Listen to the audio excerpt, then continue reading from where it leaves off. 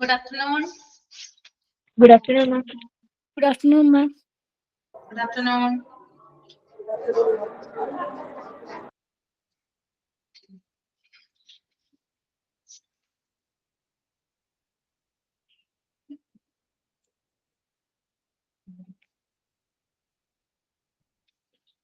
എല്ലാവർക്കും good afternoon കേട്ടോ.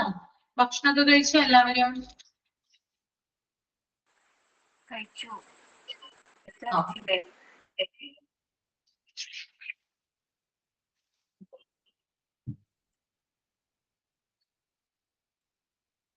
Mock test ഒക്കെ ചെയ്ത് നോക്കിയോ കഴിഞ്ഞ ക്ലാസ്സിലെ? ഔട്ട് പേഷ്യന്റ് ഡിപ്പാർട്ട്മെന്റിൽ മോക്ക് ടെസ്റ്റ് ചെയ്തോ? കിട്ടുന്നുണ്ടോ? ഈസി ആണോ?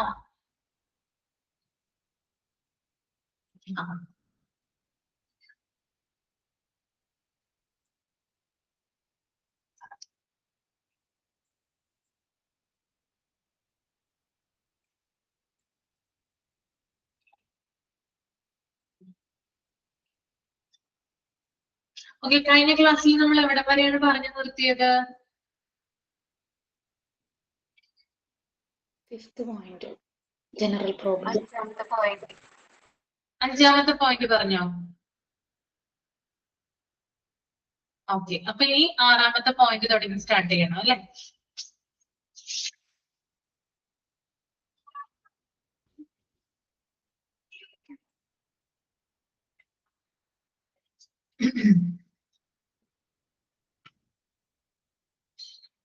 ഓക്കെ, ആറാമത്തെ പോയിന്റ് നോക്കിക്കോളൂ. Mic off ചെയ്യുവാണേ.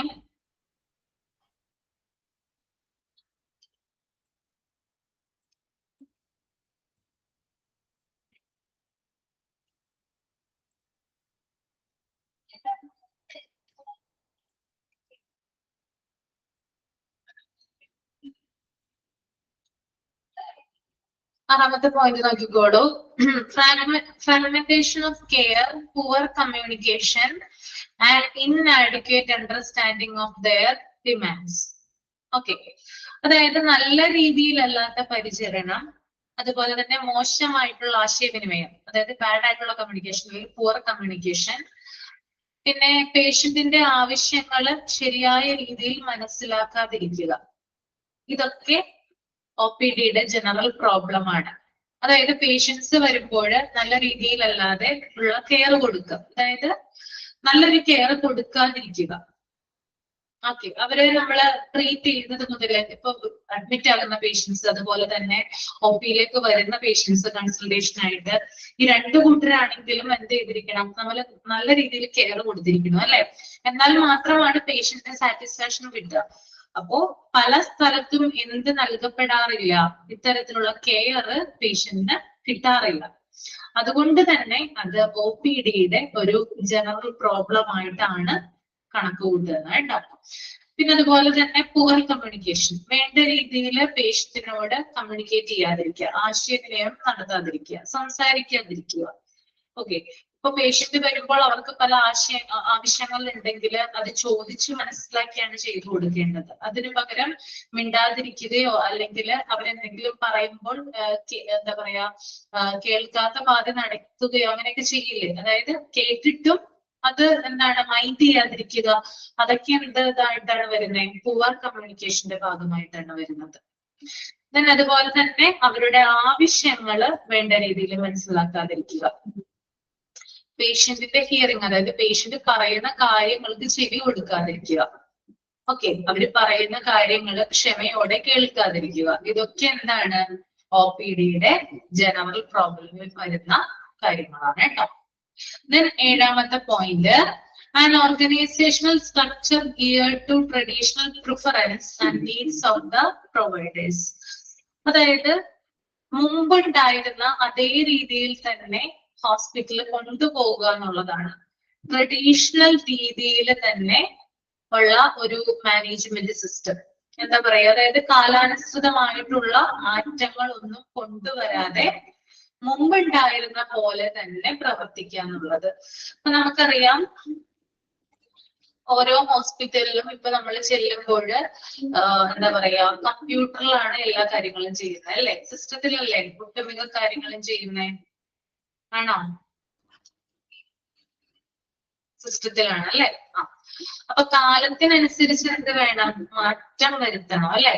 അപ്പൊ കാലാനുസൃതമായിട്ടുള്ള മാറ്റങ്ങൾ എല്ലാത്തിലും ഉണ്ടെങ്കിലാണ് നമ്മൾക്ക് മുന്നോട്ട് പോകാനും മറ്റുള്ളവരുമായിട്ട് കോമ്പീറ്റ് ചെയ്യാനും സാധിക്കുക. അതില്ലാതെ പഴയ രീതിയിൽ തന്നെ പിന്തുടർന്ന് പോകുന്ന ധാരാളം ഹോസ്പിറ്റലുകളുണ്ട്. ഇപ്പോഴും കമ്പ്യൂട്ടർ ഉപയോഗിക്കാത്ത ഹോസ്പിറ്റലുകളുണ്ട്, അല്ലെങ്കിൽ പരമ്പരാഗത രീതിയിൽ ഫയലുകൾ ഉപയോഗിക്കുന്ന ഹോസ്പിറ്റലുകൾ നമുക്ക് കാണാനായിട്ട് സാധിക്കും ഇല്ലേ. നിങ്ങളൊന്ന് ഓർത്തു നോക്കിയേ, ഒ പി ചെന്ന് കഴിഞ്ഞാല് നമ്മളൊരു ഒ പി നമ്പർ കാണിക്കും, അതുകൊണ്ട് അവിടെയുള്ള ഒരു സിസ്റ്റർ പോകും അല്ലെങ്കിൽ റിസപ്ഷനിസ്റ്റ് പോകും, എന്നിട്ട് ഫയൽ എടുത്തിട്ട് വരും, ഡോക്ടറെ കണ്ടിട്ട് തിരിച്ചു വരും. ഓക്കെ, എങ്ങാനും ആ ഒ പി നമ്പർ നമ്മുടെ കയ്യിൽ നിന്ന് നഷ്ടപ്പെട്ട് കഴിഞ്ഞാൽ നമ്മൾ വീണ്ടും ഫയൽ പുതിയത് എടുക്കേണ്ടി വരും ഇല്ലേ. അങ്ങനെയുള്ള കാര്യങ്ങൾ ഉണ്ടായിട്ടില്ലേ. മറിച്ച് കമ്പ്യൂട്ടറിൽ അല്ലെങ്കിൽ സിസ്റ്റത്തിലാണ് നമ്മൾ ഇത്തരത്തിലുള്ള കാര്യങ്ങൾ, അല്ലെങ്കിൽ എന്താ പറയാ, സിസ്റ്റത്തിൽ നമ്മള് നമ്മുടെ പേര് ഡീറ്റെയിൽസ് ഒക്കെ വെച്ചിട്ട് നമ്മൾക്ക് ഒരു യൂണിക് ഐ ഡി കിട്ടുവാണെങ്കിൽ അത് നമ്മുടെ മൊബൈൽ നമ്പറുമായിട്ട് ലിങ്ക് ചെയ്യിപ്പിക്കും. അപ്പൊ മൊബൈൽ നമ്പർ പറഞ്ഞു കൊടുത്തു കഴിഞ്ഞാല് എന്താണ്, നമുക്ക് നമ്മുടെ ആ ഒരു I D number, O P number എത്രയാണ്, നമുക്ക് കറക്റ്റ് ആയിട്ടുള്ള വിവരങ്ങൾ കിട്ടും. നമുക്ക് നമ്മുടെ കയ്യിൽ ആ ഒരു ഒ പി കാർഡ് ഇല്ലെങ്കിലും കുഴപ്പമില്ല, നമ്മുടെ മൊബൈൽ നമ്പർ പറഞ്ഞു കൊടുത്താൽ നമുക്ക് ഫയൽ എടുക്കാം. പക്ഷെ ഇത്തരത്തിൽ ഈ പരമ്പരാഗതമായിട്ടുള്ള അല്ലെങ്കിൽ ട്രഡീഷണൽ ആയിട്ടുള്ള സിസ്റ്റം ഫോളോ ചെയ്യുന്ന ഹോസ്പിറ്റലുകളിൽ നമ്മുടെ കയ്യിൽ നിന്ന് ഒ പി നമ്പർ നമ്മൾക്ക് നഷ്ടപ്പെടുകയോ അല്ലെങ്കിൽ നമ്മൾ മറന്നു പോവുകയോ ചെയ്തു കഴിഞ്ഞാൽ പിന്നീട് ആ ഫയല് കിട്ടണമെന്നില്ല. നമ്മൾ പുതുതായിട്ട് ഒരു ഫയല് എടുക്കേണ്ടതായിട്ട് വരും. അപ്പോ അതൊരു പ്രശ്നമാണ്. ജനറലി ചില ഹോസ്പിറ്റലുകളിലെ ഒ പികളിലുള്ള പ്രശ്നമാണ് പരമ്പരാഗത രീതികൾ ഇപ്പോഴും പിന്തുടർന്ന് പോകുന്നത്. മനസ്സിലായോ? ഓക്കെ. എട്ടാമത്തെ പോയിന്റ് എന്ന് പറയുന്നത് റെസിസ്റ്റൻസ് ടു ചേഞ്ച് ആണ്. അതായത് മാറ്റത്തിന് എന്തെങ്കിലും ചേഞ്ചസ് ഉണ്ടെങ്കിൽ അതിനെ റെസിസ്റ്റ് ചെയ്യുക അല്ലെങ്കിൽ അതിനെ തടുക്കാനുള്ള എന്തെങ്കിലും കാര്യങ്ങൾ ഉണ്ടാവുക എന്നുള്ളതാണ്. അത് ഞാൻ വിശദമായിട്ട് പറഞ്ഞുതരാം. അതായത് എന്തെങ്കിലും പുതിയ മാറ്റങ്ങൾ കൊണ്ടുവരികയാണെങ്കിൽ അതിനെ പ്രിവെന്റ് ചെയ്യാനുള്ള ഒരു നടപടി ഉണ്ടാവുക. അതായത് പുതിയ മാറ്റങ്ങളൊന്നും പ്രാക്ടീസ് ചെയ്യാതെ പഴയ രീതിയിൽ തന്നെ നിൽക്കുന്നത്. ഇനി അഥവാ പുതിയ മാറ്റത്തിനോട് താല്പര്യമുണ്ടെങ്കിൽ കൂടിയും ചില ആളുകളുടെ താല്പര്യങ്ങൾ മൂലം അതിനെ എതിർക്കുന്നത്. അത്തരത്തിലുള്ള ആളുകളെ നമുക്ക് ഹോസ്പിറ്റലിൽ കാണാനായിട്ട് സാധിക്കും, ഒ പിയിൽ. ഇപ്പൊ ഫോർ എക്സാമ്പിൾ ടോക്കൺ സിസ്റ്റം ഇല്ലാത്ത ഒരു ഹോസ്പിറ്റൽ എന്ന് വിചാരിക്കുക. അവിടെ പുതുതായിട്ട് ഒരു ടോക്കൺ സിസ്റ്റം കൊണ്ടുവരാനായിട്ട് ആലോചിക്കുന്നു. ആ ബോർഡ്, ആ ഹോസ്പിറ്റൽ ബോർഡ് ഒരു ടോക്കൺ സിസ്റ്റം ആ ഒരു സിസ്റ്റത്തിലേക്ക് ആ ഹോസ്പിറ്റലിനെ ആക്കാനായിട്ട് തീരുമാനിക്കുന്നു എന്ന് വിചാരിക്കുക. അപ്പൊ മെജോറിറ്റിയും ആളുകൾ എന്ത് ചെയ്യും, അതിനെ അനുകൂലമായിട്ട് പറയും. കാരണം പുതിയ ചേഞ്ചസ് ആണല്ലോ. എല്ലാ ഹോസ്പിറ്റലുകളിലും ടോക്കൺ സിസ്റ്റം ഉണ്ടാകും, പക്ഷെ ചില ഹോസ്പിറ്റലാണ് ഇല്ലാത്ത. അപ്പൊ അത്തരത്തിലുള്ള ഹോസ്പിറ്റലാണ് ഇത്തരത്തിൽ കൊണ്ടുവരാനായിട്ട് നോക്കുന്നത്. അപ്പൊ അതിനകത്ത് ഭൂരിഭാഗം ആളുകളും അതിനെ അനുകൂലിക്കും. പക്ഷെ അതിൽ തന്നെ ചില ആളുകൾ ഉണ്ടാകും, അവരതിനെ എതിർക്കും. പല കാരണങ്ങൾ കൊണ്ട് അതിനോട് അവർക്ക് വിയോജിപ്പുണ്ടാകും. അപ്പൊ ഇത്തരത്തിലുള്ള ആളുകളുടെ സ്വാധീനം എവിടെ നമുക്ക് കാണാം?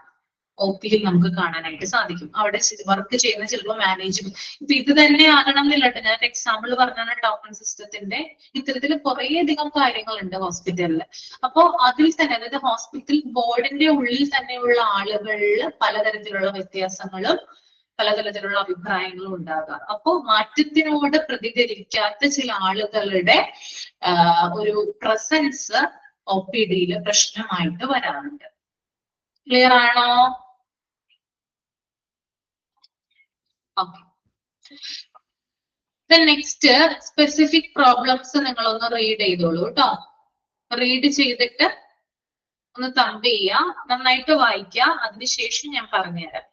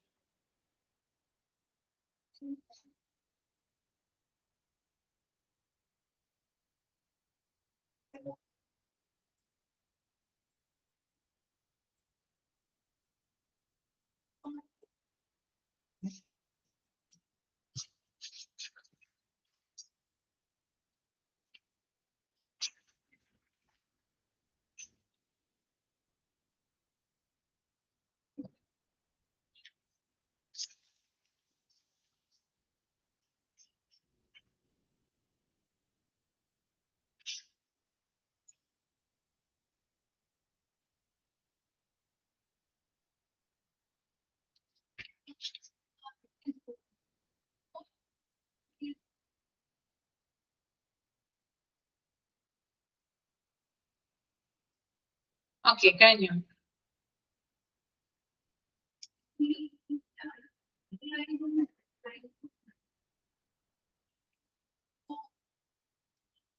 ഇനി സ്പെസിഫിക് പ്രോബ്ലം ആണ് കേട്ടോ. പ്രത്യേകമായിട്ടുള്ള ചില പ്രശ്നങ്ങൾ എന്തൊക്കെയാണെന്ന് നോക്കാം നമുക്ക്. സ്പെസിഫിക് ആയിട്ടുള്ള പ്രോബ്ലംസ്. ഓക്കെ, അതിനകത്ത് ഫസ്റ്റ് പോയിന്റ് വരുന്നത് duties undertaken by the auxiliaries are done hurriedly in order to keep pace with consultation of doctors. This creates inappropriate documentation. അതായത് ഓക്സിലറീസ് എന്ന് പറഞ്ഞാൽ സഹായികളാണ്. ഡോക്ടേഴ്സിന്റെ സഹായ ഉദ്യോഗസ്ഥർ അല്ലെങ്കിൽ ഡോക്ടേഴ്സിനെ ഹെൽപ്പ് ചെയ്യാൻ നിൽക്കില്ല ചില ആളുകള്, അവരെയാണ് ഓക്സിലറീസ് എന്ന് പറയുന്നത്. അപ്പൊ ഡോക്ടർമാരുടെ സഹായികൾ അല്ലെങ്കിൽ ഹെൽപ്പിംഗ് സ്റ്റാഫുകള് വേഗത്തിൽ ചെയ്യുന്ന കാര്യങ്ങൾ പലപ്പോഴും പ്രോപ്പർ ആയിട്ട് വരുന്നില്ല. ഇത് എന്താ പറയാ, ഇൻഅപ്രോപ്രിയേറ്റ് ഡോക്യുമെന്റേഷന് കാരണമാകുന്നു. ഇപ്പൊ ഞാനത് എക്സാമ്പിൾ സഹിതം പറഞ്ഞുതരാം. രോഗി ഡോക്ടറെ കാണാനായിട്ട് കൺസൾട്ടേഷൻ റൂമിൽ കയറുകയാണ്. അപ്പൊ നമുക്കറിയാം ഏതെങ്കിലും ഒരു ഹെൽപ്പിംഗ് സ്റ്റാഫ് ഡോക്ടറുടെ അടുത്ത് നിൽപ്പുണ്ടാകും. ചില കേസുകളിലൊക്കെ ഡോക്ടർ രോഗിയെ കൺസൾട്ട് ചെയ്തതിന് ശേഷം പ്രിസ്ക്രിപ്ഷൻ ചിലപ്പോൾ ഇങ്ങനെ പറയും. ചിലപ്പോൾ അത് നോട്ട് ചെയ്യുന്നത് അല്ലെങ്കിൽ അത് കമ്പ്യൂട്ടറിൽ എൻറ്റർ ചെയ്യുന്നത് ഓക്സിലറി ആയിരിക്കും അല്ലെങ്കിൽ ഹെൽപ്പിംഗ് സ്റ്റാഫ് ആയിരിക്കും. അപ്പൊ അങ്ങനെ പറയുന്ന സമയത്ത് ചിലപ്പോ ഡോക്ടർ വേഗത്തിൽ പറഞ്ഞു കഴിഞ്ഞാല് ഇവർക്ക് എന്ത് ചെയ്യാൻ പറ്റില്ല, പെട്ടെന്ന് ക്യാച്ച് ചെയ്യാനായിട്ട് പറ്റില്ല. അപ്പൊ ചിലപ്പോ എന്ത് വരും, തെറ്റായിട്ടായിരിക്കും ഡോക്യുമെന്റേഷൻ നടത്തുന്നത്. ചിലപ്പോ മരുന്നുകളുടെ പേരുകൾ മാറിപ്പോവാം, അല്ലെങ്കിൽ അയാളുടെ രോഗകാരണം എന്താണെന്നുള്ളത് കേട്ടത് മാറിപ്പോകാം. അപ്പൊ ചിലപ്പോ വെപ്രാളവും ചിലപ്പോ ടെൻഷനും കൊണ്ടൊക്കെ എന്ത് ചെയ്യാം, ചിലപ്പോ തെറ്റുകൾ വരുത്താം. അങ്ങനെ തെറ്റുകൾ വരുവാണെങ്കിൽ അത് ഇൻഅപ്രോപ്രിയേറ്റ് ഡോക്യുമെന്റേഷന് കാരണമാകുന്നു. അപ്പൊ ഡോക്ടർമാരുടെ കൂടെ നിൽക്കുന്ന സഹായികള് വേഗത്തിൽ കാര്യങ്ങൾ ചെയ്യുന്നത് മൂലം ഇൻഅപ്രോപ്രിയേറ്റ് ഡോക്യുമെന്റേഷൻ അഥവാ ചില കാര്യങ്ങളിൽ വ്യക്തത ഇല്ലാതെ വരുന്നു. ചിലപ്പോൾ ചില കാര്യങ്ങളൊക്കെ മിസ് ചെയ്തിട്ടുണ്ടാകും എൻ്റർ ചെയ്യുമ്പോഴോ എഴുതുമ്പോഴോ ഒക്കെ. അങ്ങനെയാണ് നമ്മൾ കൂടുതൽ കണ്ടുവന്നിട്ടുള്ളത് കേട്ടോ. ക്ലിയർ ആണോ? അപ്പൊ ഇതൊരു സ്പെസിഫിക് ആയിട്ടുള്ള പ്രോബ്ലം ആണ് കേട്ടോ. എവിടെ? OPD-യിലെ സ്പെസിഫിക് ആയിട്ടുള്ള ഒരു പ്രോബ്ലം ആയിട്ടാണ് വരുന്നത്.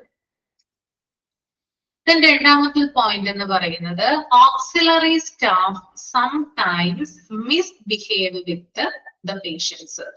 ഇത് നമ്മൾക്ക് കൂടുതൽ എക്സ്പീരിയൻസ് ഉള്ള ഒരു കാര്യമാണ്. ചിലപ്പോ ഡോക്ടറുടെ കൂടെ നിൽക്കുന്ന സഹായികൾ എന്ത് ചെയ്യാറുണ്ട്, പേഷ്യൻസിനോട് മോശമായി പെരുമാറാറുണ്ട്, ഇല്ലേ?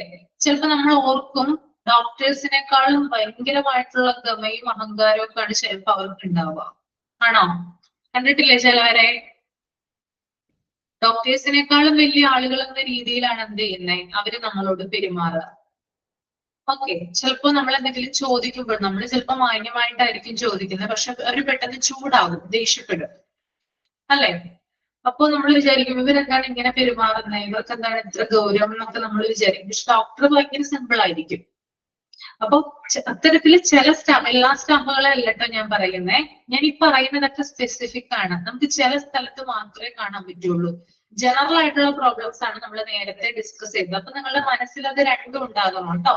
സ്പെസിഫിക് ആയിട്ടുള്ള ഏരിയകളിൽ മാത്രമാണ് ഇത്തരത്തിലുള്ള പ്രശ്നങ്ങൾ ഉണ്ടാകുന്നത്.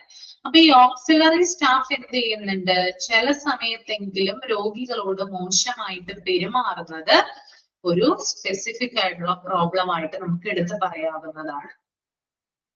ഓക്കെ, ചില സമയത്ത് എന്തെങ്കിലും അവരോട് ചോദിക്കുമ്പോൾ അവർക്ക് എന്താ പറയാ, നമ്മളോട് ഇത് പറഞ്ഞു തരാനായിട്ട് ഭയങ്കര ബുദ്ധിമുട്ടാണ്. ഓക്കെ, ചിലരുടെ വായൊന്നും തുറക്കില്ല ചില സമയത്ത്. ഓക്കെ, അവിടെ ഉണ്ട് ഇവിടെ ഉണ്ട്, ഒരു വ്യക്തതയില്ലാതെ ചില കാര്യങ്ങൾ പറഞ്ഞു തരും. ഓക്കെ, അപ്പൊ അതുപോലെ നമുക്കും ചിലപ്പോൾ ടെൻഷനാണ്, അല്ലെ? അപ്പൊ അത്തരത്തിലുള്ള എക്സ്പീരിയൻസ് നമുക്ക് ഉണ്ടാകും. അതുകൊണ്ടാണ് ഞാൻ നിങ്ങളോട് പറഞ്ഞത് നിങ്ങൾക്ക് ഇതിനകത്ത് എക്സ്പീരിയൻസ് ഉള്ള കാര്യമാണെന്ന് പറയുന്നത് കേട്ടോ. ഓക്കെ, ദെൻ മൂന്നാമത്തെ പോയിന്റ് എന്ന് പറയുന്നത്, in absence of an appointment system, patients start accumulating even before office time starts, creating a long queue of patients even before the arrival of doctors. ഇനി അപ്പോയിന്റ്മെന്റ് സിസ്റ്റത്തിന്റെ അഭാവത്തിൽ അല്ലെങ്കിൽ അപ്പോയിന്റ്മെന്റ് സിസ്റ്റം ഇല്ലാത്തത് കൊണ്ട് office സമയം ആരംഭിക്കുന്നതിന് മുമ്പ് തന്നെ രോഗികളുടെ വൻ തിരക്ക് ഹോസ്പിറ്റലിൽ ഉണ്ടാകുന്നു. ഓക്കെ, അതായത് ചില ഹോസ്പിറ്റലിൽ എന്തില്ല, അപ്പോയിന്റ്മെന്റ് സിസ്റ്റം ഇല്ല. ഓക്കെ, അപ്പൊ അപ്പോയിന്റ്മെന്റ് സിസ്റ്റം ഇല്ലാത്തത് കൊണ്ട് തന്നെ ഇപ്പൊ നമുക്ക് ഗവൺമെന്റ് ഹോസ്പിറ്റലിൽ ചെന്നാൽ അപ്പോയിന്റ്മെന്റ് സിസ്റ്റം ഉണ്ടോ? ഗവൺമെന്റ് ഹോസ്പിറ്റലിൽ ഉണ്ടാവും.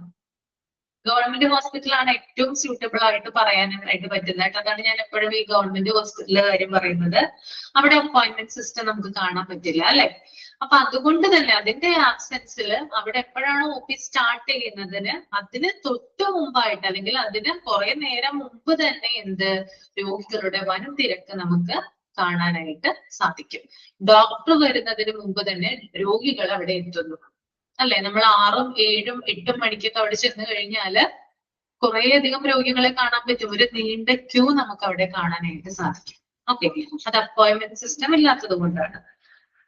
ഫോർ എക്സാമ്പിൾ, ഇപ്പൊ 8 AM OP ഓപ്പൺ ചെയ്യുന്നതെങ്കിൽ അപ്പോയിന്റ്മെന്റ് ഇല്ലാത്തൊരു ഹോസ്പിറ്റൽ ആണെങ്കിൽ 6 മണിക്ക് മുമ്പേ തന്നെ പേഷ്യൻസ് വന്ന് ക്യൂ നിൽക്കും. ശരിയല്ലേ? 6 മണിക്ക് മുമ്പേ വന്ന് ക്യൂ നിന്നാലാണ് ഡോക്ടറെ ആദ്യം കാണാൻ സാധിക്കുക, അല്ലെ? അപ്പോ അത്തരത്തിൽ എന്ത് ചെയ്യാറുണ്ട്? രോഗികളുടെ വൻ തിരക്ക് കാണാറുണ്ട്. അപ്പോ ആദ്യം വന്ന് അഡ്മിഷൻ ടിക്കറ്റ് എടുക്കുന്നത് അല്ലെങ്കിൽ OP ടിക്കറ്റ് എടുക്കുന്നത് ആരാണോ ആൾക്ക് എത്രയും പെട്ടെന്ന് ഡോക്ടറെ കാണാനും മരുന്ന് വാങ്ങി വീട്ടിൽ പോകാനും സാധിക്കും. അപ്പൊ നേരത്തെ വീട്ടിലെത്തണമെങ്കിൽ നേരത്തെ ഹോസ്പിറ്റലിൽ വരേണ്ടി വരും. അതാണ് പോളിസി എന്ന് പറയുന്നത് കേട്ടോ. ഓക്കെ, അപ്പൊ മൂന്നാമത്തെ പോയിന്റ് അതാണ്. ഇനി നമുക്ക് അടുത്തത് നോക്കാം. 4ാമത്തെ point, interruption of consultation or investigation. ഇനി ഇവിടെ പറയുന്നത് പ്രോപ്പർ ആയിട്ടുള്ള ഇൻവെസ്റ്റിഗേഷനോ പ്രോപ്പർ ആയിട്ടുള്ള കമ്മ്യൂണിക്കേഷനോ ഇല്ലാത്തതിലുള്ള തടസ്സം. ഇപ്പൊ ഡോക്ടറിന്റെ ഭാഗത്ത് ഡോക്ടറെ നമ്മൾ കാണാനായിട്ട് ചെന്നു എന്ന് വിചാരിക്കുക, കൺസൾട്ടേഷന് ചെന്നു. ഡോക്ടർ നമ്മളോട് വേണ്ട രീതിയിൽ കാര്യങ്ങൾ ചോദിച്ചു മനസ്സിലാക്കിയില്ല, അന്വേഷിച്ചില്ല എന്തൊക്കെയാണ് സിംറ്റംസ്. നമ്മളിങ്ങനെ പറയുന്നുണ്ട് സിംറ്റംസ് ഇതാണ് അതാണ് ഇതാണെന്നൊക്കെ പറയുന്നുണ്ട്. പക്ഷെ പ്രോപ്പർ ആയിട്ട് ഡോക്ടർ അന്വേഷിക്കുന്നില്ല എന്തുകൊണ്ടാണ് കാരണം, അല്ലെങ്കിൽ എപ്പോഴാണ് അത് തുടങ്ങിയത്, അങ്ങനെയൊന്നും അന്വേഷിക്കുന്നില്ല, നമ്മളോട് കമ്മ്യൂണിക്കേറ്റ് ചെയ്യുന്നില്ല. അതൊരു സ്പെസിഫിക് പ്രോബ്ലം ആണ്. കാരണം മരുന്നുകൾ നമ്മളിൽ ഫലിക്കണമെങ്കിൽ ഡോക്ടർ കറക്റ്റ് ആയിട്ട് നമ്മുടെ രോഗം മനസ്സിലാക്കി ചോദിച്ചിരിക്കണം. ആണോ? എന്നാലേ മരുന്നുകൾ ഫലിക്കുള്ളൂ. ഒരിക്കലും മരുന്നുകള് നമുക്ക് എന്ത് ചെയ്യില്ല, എഫക്ട് ചെയ്യില്ല, അല്ലെ? ഓക്കെ, അപ്പോ പ്രോപ്പർ ആയിട്ട് ഇൻവെസ്റ്റിഗേഷൻ ഡോക്ടറുടെ ഭാഗത്തു നിന്ന് ഇല്ലാത്തത്, അതുപോലെ പ്രോപ്പർ ആയിട്ടുള്ള കമ്മ്യൂണിക്കേഷൻ ഇല്ലാത്തതൊക്കെ സ്പെസിഫിക് പ്രോബ്ലം ആയിട്ടാണ് വരുന്നത്. ഓക്കെ, ഇനി 5ാമത്തെ പോയിന്റ് എന്ന് പറയുന്നത് ലാക്ക് ഓഫ് പ്രൈവസി ആണ്. സ്വകാര്യത ഇല്ലാത്തത്, lack of privacy. For example, നമുക്ക് ഹോസ്പിറ്റലിൽ ചെന്നാൽ ചില കാര്യങ്ങൾ നമുക്ക് കാണാനായിട്ട് സാധിക്കും. ചില ഇൻസിഡന്റ് എങ്കിലും നിങ്ങൾക്ക് ചിലപ്പോൾ ഉണ്ടായിരുന്നിരിക്കാം. അത് ഞാൻ പറയാം എന്തൊക്കെയാണ്. എന്തുകൊണ്ടാണ് പ്രൈവസി ഹോസ്പിറ്റലിൽ ഇല്ലാത്തത്? അതൊരു സ്പെസിഫിക് പ്രോബ്ലം ആണ്. ഓക്കെ, അതിനകത്ത് ഒന്നാമത്തേന്ന് പറയുന്നത് ഡോക്ടർമാരുടെ റൂം ഓപ്പൺ ആയി കിടക്കുക, കൺസൾട്ടേഷൻ റൂം ഓപ്പൺ ആയി കിടക്കുക. ഇപ്പൊ ഡോക്ടർമാരുടെ റൂം ഓപ്പൺ ആയി കിടന്നാല് നമുക്കറിയാം ഡോർ ഇല്ലെങ്കിൽ, ഗവൺമെന്റ് ഹോസ്പിറ്റലിൽ തന്നെ വിചാരിക്കുക ഡോർ ഇല്ലെങ്കിൽ നമുക്കറിയാം ക്യൂ നിൽക്കും. ആളുകൾ കയറാനായിട്ട് ഇങ്ങനെ റെഡി ആയിട്ട് നിൽക്കുന്ന ഒരു അവസ്ഥയാണ് ഉണ്ടാവുക, അല്ലെ? കൺസൾട്ടേഷൻ റൂം എന്ന് പറയുന്നത് പുറത്ത് അങ്ങനെയല്ലേ? ക്യൂ നിൽക്കും കുറെ അധികം ആളുകള്. എന്നിട്ട് ആദ്യത്തെ ആളിങ്ങനെ എപ്പ കയറും ഇങ്ങനെ വിചാരിച്ചുകൊണ്ടിരിക്കും, അല്ലെ? അപ്പൊ ഇവര് ശ്രദ്ധിക്കുന്നത് ആരെയാ? ഈ പുറത്ത് നിൽക്കുന്ന ആദ്യം നിൽക്കുന്ന വ്യക്തി ശ്രദ്ധിക്കുന്നത് മുഴുവനും ആ രോഗിയായിരിക്കും. രോഗി എപ്പോഴാണ് അവിടെ നിന്ന് എണീക്കുക. അപ്പൊ അതിന്റെ കൂട്ടത്തിൽ ആ പേഷ്യന്റ് എന്താണോ ഡോക്ടറിനോട് പറയുന്നത് ആ കാര്യങ്ങൾ മുഴുവനും പുറത്ത് നിൽക്കുന്ന ആള് കേൾക്കും, അല്ലെ? നമ്മൾ ആ പേഷ്യന്റിനെയാണ് ശ്രദ്ധിക്കുക. അയാൾ എപ്പോഴാണ് ആ ചെയറിൽ നിന്ന് എണീക്കുക എന്നാണ് നമ്മൾ ശ്രദ്ധിക്കുക. എന്നാലേ നമുക്ക് കയറാൻ പറ്റുള്ളൂ. നിങ്ങൾ ഇനി പോകുമ്പോ ഒന്നും കൂടി നിങ്ങൾ ശ്രദ്ധിച്ചു നോക്കും, നിങ്ങളും അങ്ങനെ തന്നെയായിരിക്കും ചെയ്യുന്നത് കേട്ടോ. ഓക്കെ, അപ്പൊ അയാൾ എത്തി കഴിഞ്ഞാലാണ് നമുക്ക് അതിനകത്ത് പോകാൻ പറ്റുക, അവിടെ ഇരിക്കാൻ പറ്റുക അല്ലെ. അപ്പോ അവര് പറയുന്ന കാര്യങ്ങൾ നമ്മൾ കേൾക്കും, കാരണം നമ്മൾ അവരെ മാത്രം ഒബ്സർവ് ചെയ്യുന്നേ. അപ്പോ അവരെന്താണോ പറയുന്നത്, ചിലപ്പോ ആ രോഗി ചിലപ്പോ അയാളുടെ പ്രൈവറ്റ് പാർട്സിൽ എന്തെങ്കിലും ഒരു പ്രശ്നം ഉണ്ടായെന്ന് വിചാരിക്കുക, സ്വകാര്യമായിട്ടുള്ളതുണ്ടല്ലോ നമ്മുടെ ബോഡിയിൽ, ആ ഒരു പ്രശ്നമായിരിക്കാം ഡോക്ടറോട് തുറന്നു പറയുന്നത്. അപ്പൊ നമ്മളത് കേൾക്കാനായിട്ട് ഇടവന്നില്ലേ, അത് പ്രൈവസിയെ ബാധിക്കുകയല്ലേ ആ പേഷ്യന്റിന്റെ. ഓക്കെ, അപ്പോ ഡോക്ടർമാരുടെ റൂമുകൾ ഓപ്പൺ ആയി തുറന്നു കിടക്കുന്നത് പ്രൈവസി ഇല്ലാത്തതിന് ഒരു ഉദാഹരണമായിട്ട് നമുക്ക് പറയാനായിട്ട് സാധിക്കും. പിന്നെ അതുപോലെ തന്നെ എന്താ പറയാ, ഈ ഡോക്ടർമാരുടെ റൂമിൽ തന്നെ, കൺസൾട്ടേഷൻ റൂമിൽ തന്നെ ചില സ്ഥലത്ത്, അതായത് ചില ഏരിയകളിൽ, ചില റൂമുകളിലൊക്കെ പേഷ്യൻസിനെ കിടത്തി ചിലപ്പോ ഒന്ന് ചെക്ക് ചെയ്യാം, ബോഡിയൊക്കെ ഒന്ന് ചെക്ക് ചെയ്യാം കിടത്തി. അപ്പൊ ചിലപ്പോ ഡ്രസ്സൊക്കെ ഒന്ന് മാറ്റേണ്ടതായിട്ട് വരും ചിലപ്പോ. ഓക്കെ, അപ്പൊ അങ്ങനെയുള്ള സന്ദർഭങ്ങളിൽ പുറത്തുനിന്ന് ആളുകൾക്ക് കാണാനായിട്ട് സാധിക്കും.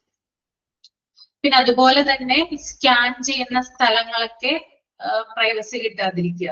സ്കാൻ ചെയ്യുന്ന സ്ഥലം, എക്സ്റേ ചെയ്യുന്ന സ്ഥലം, ഇഞ്ചക്ഷൻ റൂമുകള്, ഇവിടെയൊക്കെ മതിയായിട്ടുള്ള ഡോറുകളോ കർട്ടനുകളോ ഒക്കെ ഇല്ലെങ്കിൽ എന്ത് ചെയ്യും, നമുക്ക് പ്രൈവസി കിട്ടില്ല. നമ്മള് ഗവൺമെന്റ് ഹോസ്പിറ്റലിൽ ഇഞ്ചക്ഷൻ ഒക്കെ ചെയ്യാനായിട്ട് ചെല്ലുമ്പോൾ അവർ ശ്രദ്ധിക്കാറുണ്ട് അല്ല, ഇഞ്ചക്ഷൻ ഒക്കെ നമ്മൾ കിടത്തുമ്പോൾ അവിടെയുള്ള നേഴ്സുമാർ എന്ത് ചെയ്യാറുണ്ട്, കർട്ടനൊക്കെ വലിച്ചിടുന്നത് കാണാം. കണ്ടിട്ടുണ്ടോ? കർട്ടൻ വലിച്ചിടുന്നത് 4 മൂലയിൽ നിന്ന് കർട്ടൻ വലിച്ചിടും അല്ലെ. നമ്മൾ പറയണ്ട, ചിലവരത് ചെയ്യും, ഇനി ചിലവരാണെങ്കിൽ അത് ചെയ്യില്ല. അപ്പൊ ഇങ്ങനെയുള്ള റൂമുകളൊക്കെ എന്ത് ഓപ്പൺ ആയി കിടക്കുന്നത് പ്രൈവസി ഇല്ലാത്തത് കൊണ്ടാണ്. ഇത് പ്രൈവസി നഷ്ടപ്പെടുന്നതാണ് രോഗിയുടെ. പിന്നെ മറ്റൊരു ഉദാഹരണം എന്ന് പറഞ്ഞാല്, അനാവശ്യമായിട്ട് മറ്റ് സ്റ്റാഫുകൾ, അതായത് ഹോസ്പിറ്റലിൽ നിന്ന് തന്നെ സ്റ്റാഫുകള് പേഷ്യൻസിനോട് വിവരങ്ങൾ ചോദിച്ചുകൊണ്ടിരിക്കുക. നിന്റെ പേരെന്താണ്, നിന്റെ സ്ഥലം എവിടെയാണ്, എന്ത് ചെയ്യുന്നു, എന്താണ് നിന്റെ പ്രോബ്ലം, എന്തുകൊണ്ടാണ് ഇങ്ങനെ വന്നത്, അങ്ങനെ അനാവശ്യമായിട്ട് ചോദിക്കില്ലേ ചില സ്റ്റാഫുകൾ ഉണ്ട്. ഓക്കെ, ചിലപ്പോ അവിടെ വർക്ക് ചെയ്യുന്ന സ്റ്റാഫുകളായിരിക്കാം, അവരെന്ത് ചെയ്യും, ഇങ്ങനെ കുത്തി കുത്തി ചോദിച്ചുകൊണ്ടിരിക്കും പേഷ്യന്റിനോട്. അനാവശ്യമായിട്ട് അവരുടെ പ്രൈവസി അല്ലെങ്കിൽ അവരുടെ പേഴ്സണൽ ലൈഫിൽ കയറി ഇടപെടുക എന്നുള്ളതാണ്. അതും എന്താണ്, പ്രൈവസി പേഷ്യന്റിന് ഇല്ലാത്തതിന് ഉദാഹരണമാണ് കേട്ടോ. അപ്പൊ ഇത്രയും കാര്യങ്ങളാണ്, ഇത്രയും മാത്രമല്ല ഇനിയുണ്ട്, ഞാൻ 2-3 എണ്ണം മാത്രമേ പറഞ്ഞിട്ടുള്ളൂ. ഇതൊക്കെ ലാക്ക് ഓഫ് പ്രൈവസി ആയിട്ട് നമുക്ക് കണക്ട് ചെയ്യാം. ക്ലിയർ അല്ലേ? ഓക്കെ, ഇനി അടുത്തൊരു കാര്യം എന്ന് പറയുന്നത് നിങ്ങൾക്ക് എല്ലാവർക്കും അറിയാവുന്ന ഒരു കാര്യമാണ്, illegible handwriting of the doctors. ഡോക്ടർമാരുടെ വായിക്കാൻ പ്രയാസമായിട്ടുള്ള ഹാൻഡ് റൈറ്റിംഗ് എല്ലാവർക്കും അറിയാം അല്ലെ. ഡോക്ടേഴ്സിന്റെ പ്രിസ്ക്രിപ്ഷൻ എന്ത് ചെയ്യാൻ പറ്റില്ല, നമുക്ക് വായിച്ചെടുക്കാനായിട്ട് സാധിക്കില്ല. ചില ഡോക്ടേഴ്സിന്റെ ഒട്ടും വായിക്കാൻ പറ്റില്ല. അത് മനസ്സിലാക്കുന്നത് ഫാർമസിസ്റ്റ് ആയിരിക്കുള്ളൂ അല്ലെ. നമുക്ക് പ്രിസ്ക്രിപ്ഷൻ തരുമ്പോൾ നമ്മളൊന്ന് വായിച്ച് നോക്കാനായിട്ട് നമ്മൾ ട്രൈ ചെയ്യാറുണ്ട്. നമ്മൾക്ക് എന്ത് മരുന്നുകളൊക്കെയാണ് എഴുതിയിട്ടുള്ളത് നമുക്ക് അറിയാനുള്ള അവകാശമുണ്ടല്ലോ. അപ്പൊ നോക്കാറുണ്ട്, പക്ഷെ നമുക്കൊന്നും പിടികിട്ടില്ല. പിന്നെ നമ്മൾ എന്ത് ചെയ്യും, നേരെ ഫാർമസിയിൽ കൊണ്ടുപോയി കൊടുക്കും. എന്നിട്ട് ചിലപ്പോ അവരോട് ചോദിക്കും, ഇത് എന്തിനുള്ള മരുന്നാ, ഇത് അതിനുള്ള മരുന്നാണോ, പനിക്കുള്ള മരുന്ന് എഴുതിയിട്ടുണ്ടോ, വയറുവേദനയ്ക്കുള്ള മരുന്ന് എഴുതിയിട്ടുണ്ടോ എന്നൊക്കെ നമ്മൾ ചോദിക്കും അല്ലെ. കാരണം നമ്മൾ ഉറപ്പുവരുത്തുന്നതാണ്, നമുക്ക് പിടിയില്ല, കാരണം നമുക്കറിയില്ല എന്ത് മരുന്നാണ് എഴുതിയേക്കുന്നതെന്ന് അല്ലെ. അപ്പൊ അവരോട് ചോദിച്ച് നമ്മൾ ഉറപ്പുവരുത്തും. അപ്പൊ അവര് പറയും, ഇന്നത് എഴുതിയിട്ടുണ്ട്, ആന്റിബയോട്ടിക് എഴുതിയിട്ടുണ്ട്, വേദനയുടെ മരുന്ന് എഴുതിയിട്ടുണ്ട് എന്നൊക്കെ അവര് പറയും. അപ്പൊ നമ്മൾക്ക് ഉറപ്പായി, അപ്പൊ ഡോക്ടർ ഞാൻ പറഞ്ഞ കാര്യങ്ങളൊക്കെ കേട്ടിട്ടുണ്ട്, അതിനുള്ള മരുന്നുകളാണ് എനിക്ക് തന്നിട്ടുള്ളത് അല്ലെ. ഓക്കെ, അപ്പോ ഇത്തരത്തിൽ എന്തുണ്ട്, ഇതൊരു പ്രശ്നം തന്നെയാണ് കൂടുതലും. അതായത് ഈ ഒരു എന്താ പറയാ, നമ്മുടെ IMA ഒക്കെ സജസ്റ്റ് ചെയ്തിട്ടുണ്ട് ഡോക്ടേഴ്സിനോട്, എന്താ പറയാ, അവരുടെ അതിലുള്ള ആളുകളൊക്കെ നല്ല രീതിയിൽ നിങ്ങൾ എഴുതണം, പേഷ്യൻസിനെ മനസ്സിലാക്കുന്ന രീതിയിൽ വേണം നിങ്ങൾ എഴുതാൻ എന്നൊക്കെ പറയുന്നുണ്ട്. പക്ഷെ മിക്കവാറും ഡോക്ടേഴ്സ് അങ്ങനെ എഴുതാറില്ല. ആ ഒരു രീതി തന്നെയാണ് പിന്തുടരുന്നത് ഇപ്പോഴും. ഒരിക്കലും ഡോക്ടേഴ്സിന്റെ ഭാഷ അല്ലെങ്കിൽ ആ ഒരു ലാംഗ്വേജ് അവർ എഴുതുന്ന കാര്യം എന്താണെന്ന് നമുക്ക് പിടികിട്ടാറില്ല. ഓക്കെ, അപ്പൊ അതൊരു സ്പെസിഫിക് ആയിട്ടുള്ള പ്രോബ്ലം ആയിട്ട് പറയുന്നുണ്ട്. Then next one പോളിഫാർമസിയാണ്. പോളിഫാർമസി എന്ന് പറഞ്ഞാല് അതായത് ഒരു പേഷ്യന്റ് തന്നെ മൾട്ടിപ്പിൾ ആയിട്ടുള്ള മെഡിസിൻസ് ഉപയോഗിക്കുന്നതിനെയാണ് പോളിഫാർമസി എന്ന് പറയുന്നത്. ഓക്കെ, ഒരു പേഷ്യന്റ് ഒന്നിൽ കൂടുതൽ മരുന്നുകൾ ഉപയോഗിക്കുക. ചിലപ്പോൾ ഒരു പേഷ്യന്റിന് ഒരു രോഗമായിരിക്കില്ല ഉണ്ടാവുക, പലതരത്തിലുള്ള രോഗങ്ങൾ ഉണ്ടാകാം. അത്തരത്തിലുള്ള പേഷ്യൻസ്, ഇപ്പൊ ഡയബറ്റീസ് ഉള്ള പേഷ്യന്റ് ഉണ്ട്, പ്രഷർ ഉള്ള, ഇപ്പൊ ഒരാൾക്ക് തന്നെ ഡയബറ്റീസ് ഉണ്ട്, പ്രഷർ ഉണ്ട്, കിഡ്നി സ്റ്റോൺ ഉണ്ട്, ഫാറ്റി ലിവർ ഉണ്ട്. അപ്പൊ ഈ ഒരു ഇത്രയും അസുഖങ്ങളുള്ള ഒരു വ്യക്തി പലതരത്തിലുള്ള മരുന്നുകളായിരിക്കും കഴിക്കുന്നത്. അപ്പൊ അങ്ങനെയുള്ള മരുന്നുകൾ കഴിക്കേണ്ടി വരുമ്പോൾ ചിലപ്പോൾ ഫാർമസിസ്റ്റിനും സംശയം തോന്നാം, ഇത് എപ്പോ കഴിക്കണം, അല്ലെങ്കിൽ രോഗിക്കായാലും ഫാർമസിസ്റ്റിനായാലും സംശയം തോന്നാം, ഇത് ഏത് സമയം കഴിക്കണം, ഏത് മരുന്ന് കഴിച്ചിട്ടാണ് അടുത്ത മരുന്ന് കഴിക്കേണ്ടത്, അങ്ങനെയുള്ള ഡൗട്ടും കാര്യങ്ങളൊക്കെ ഉണ്ടാവാം. അപ്പൊ ചിലപ്പോൾ ഫാർമസിസ്റ്റ് എന്ത് ചെയ്യും, രോഗിയോട് ചോദിക്കും, ഒന്നും കൂടി ഡോക്ടറെ കണ്ടു വരാനായിട്ട് പറയും. അപ്പൊ രോഗിക്കും സംശയം തോന്നും, ഈ മരുന്ന് തന്നെ ഞാൻ കഴിക്കണോ, അല്ലെങ്കിൽ ഇത് കഴിച്ചാൽ എന്തെങ്കിലും കുഴപ്പമുണ്ടോ, അതിന്റെ കൂട്ടത്തിൽ ഇത് കഴിച്ചാൽ പ്രശ്നമുണ്ടോ എന്നൊക്കെ തോന്നാറുണ്ട്. നമുക്ക് തോന്നിയിട്ടില്ലേ? നിങ്ങൾക്ക് അങ്ങനെയുള്ള എക്സ്പീരിയൻസ് ഉണ്ടായിട്ടില്ലേ? ചിലപ്പോ 2-3 അസുഖങ്ങളൊക്കെ ഒരുമിച്ച് വരും അല്ലെ? അപ്പൊ നമുക്ക് തോന്നും, അയ്യോ ഇത് കഴിക്കാം, ഇത് കഴിച്ചാൽ എന്തെങ്കിലും പറ്റി ഓവർഡോസ് ആവോ എന്നുള്ള ഡൗട്ടും കാര്യങ്ങളൊക്കെ ഉണ്ടാവും. അപ്പോ അതൊരു സ്പെസിഫിക് പ്രോബ്ലം ആണ് കേട്ടോ. That is polypharmacy. ദെൻ 8ാമത്തെ പോയിന്റ് എന്ന് പറയുന്നത് queues are not properly maintained. അതായത് ആശുപത്രികൾ ക്യൂകൾ നേരാവണ്ണം പാലിക്കാറില്ല. ഉണ്ടോ? ക്യൂകൾ പാലിക്കാറുണ്ടോ? ടോക്കൺ സിസ്റ്റം വന്ന പിന്നെ കുഴപ്പമില്ല അല്ലെ, ക്യൂ നമ്മൾ നിൽക്കണ്ട അല്ലെ, ടോക്കൺ സിസ്റ്റം വന്നപ്പോ. എന്നാലും ചിലവർ ഇടക്കിട്ടൊക്കെ കയറാറുണ്ട് അല്ലെ. ക്യൂവിൽ നിന്ന് കഴിഞ്ഞാല് ചിലർ എന്ത് ചെയ്യും, ഇപ്പൊ ഗവൺമെന്റ് ഹോസ്പിറ്റലിൽ നമ്മൾ OP ടിക്കറ്റ് എടുക്കാൻ നിൽക്കുവാണ് എന്ന് വിചാരിക്കുക. OP ടിക്കറ്റ് എടുക്കാൻ നിൽക്കുമ്പോൾ ചില വ്യക്തികൾ എന്ത് ചെയ്യാറുണ്ട്, കള്ളം പറയാറുണ്ട്. ഞാൻ ഇവിടെ നേരത്തെ ഉണ്ടായിരുന്നു, എനിക്ക് ഇവിടെ നിൽക്കണം എന്ന് അങ്ങനെ പറഞ്ഞ് വരാറുണ്ട്. അപ്പൊ അവിടെ നിൽക്കുന്ന ആളുകൾ സമ്മതിക്കില്ല, കാരണം അവര് കുറെ നേരം ഇങ്ങനെ വെയിറ്റ് ചെയ്ത് നിൽക്കുന്നതാ. അവര് നിൽക്കുന്ന ആളുകൾ സമ്മതിക്കുന്നില്ല. ഇനി ചില ആളുകളാണെങ്കിൽ ചിലപ്പോൾ അത് മൈൻഡ് ചെയ്യില്ല, കേറിക്കോട്ടെ എന്ന് വിചാരിക്കും. ഓക്കെ, അപ്പോ ഇങ്ങനെ ഇടയ്ക്കിട്ട് കയറി, അല്ലെങ്കിൽ ആദ്യം മുന്നിൽ കയറി, അല്ലെങ്കിൽ കള്ളം പറഞ്ഞു കയറുക, അങ്ങനെയുള്ള കാര്യങ്ങളൊക്കെ സംഭവിക്കാറുണ്ട്. അപ്പൊ ക്യൂകള് മര്യാദ എന്ത് ചെയ്യാറില്ല, പ്രോപ്പർ ആയിട്ട് മെയിൻറ്റെയിൻ ചെയ്ത് പോകാറില്ല. ഓക്കെ, ഇനി next point, 9th point, prescribed medicines are not always available at pharmacy. ഇതും നിങ്ങൾക്ക് എക്സ്പീരിയൻസ് ഉള്ള കാര്യമാണ്. ഡോക്ടർ നിർദ്ദേശിക്കുന്ന മരുന്നുകൾ എല്ലായ്പ്പോഴും ഫാർമസിയിൽ ഉണ്ടാകണമെന്നില്ല. നമ്മൾ കുറെ നേരം OP ടിക്കറ്റ് എടുക്കാൻ വെയിറ്റ് ചെയ്തു, ഡോക്ടറിനെ കാണാനായിട്ട് കുറെ നേരം വെയിറ്റ് ചെയ്തു, അതിനുശേഷം ഫാർമസിയിലേക്ക് വരും, അവിടെ നമ്മൾ വെയിറ്റ് ചെയ്യേണ്ടി വരും. അപ്പൊ നമ്മൾ ഫ്രണ്ടിലോട്ടൊന്നും എന്ത് ചെയ്യില്ല, ചിലപ്പോ കടത്തി വിടില്ല അല്ലെ. നമ്മൾ കുറെ നേരം 1 മണിക്കൂറോ 2 മണിക്കൂറോ ഒക്കെ ക്യൂ നിന്നിട്ടായിരിക്കും ചിലപ്പോ ഫാർമസി കൗണ്ടറിന് മുന്നിലെത്തുന്നത്. അപ്പൊ നമ്മൾ ഈ മരുന്ന് കൊടുക്കുമ്പോ അവര് പറയും ഈ മരുന്ന് ഇവിടെ ഇല്ല. അപ്പൊ നമ്മൾ ആരായി, പൊട്ടന്മാരായല്ലേ. കാരണം എന്തോരം നേരമാണ് നമ്മൾ അവിടെ നിന്നത്, 2 മണിക്കൂറും 1 മണിക്കൂറും അവിടെ ഇങ്ങനെ സ്പെൻഡ് ചെയ്യുന്ന ആളുകളുണ്ട്. അപ്പൊ കൊണ്ടു ചെല്ലുമ്പോഴാണ് അറിയുന്നത് മരുന്നില്ല, ഒരു മരുന്നും ഇല്ല. അപ്പൊ നമ്മൾ എന്ത് ചെയ്യണം, പുറത്തെ ഫാർമസിയിൽ ചിലപ്പോൾ പോയത് മേടിക്കേണ്ടി വരും അല്ലെ. അപ്പൊ ഇത്തരത്തില് ഡോക്ടേഴ്സ് പ്രിസ്ക്രൈബ് ചെയ്യുന്ന മരുന്നുകൾ ഫാർമസിയിൽ ഉണ്ടാകാറില്ല. ഓക്കെ, അപ്പോ നമ്മൾ കുറെ നേരം വെയിറ്റ് ചെയ്യേണ്ടതായിട്ട് വരും. അപ്പൊ അത്തരത്തിൽ അതൊരു സ്പെസിഫിക് പ്രോബ്ലം ആണ്. ഇപ്പൊ ഞാനിപ്പോ 9 പോയിന്റ് വായിച്ചു. ഈ 9 പോയിന്റ്സിൽ 9 പോയിന്റ് വരെ വായിച്ചു. ഇതിനകത്ത് എന്തെങ്കിലും ഡൗട്ട് ഉണ്ടെങ്കിൽ ഇപ്പൊ ചോദിക്കാം കേട്ടോ. ഓക്കെ ആണോ? ക്ലിയർ ആകുന്നുണ്ടോ പറയുന്നത്? ഓക്കെ,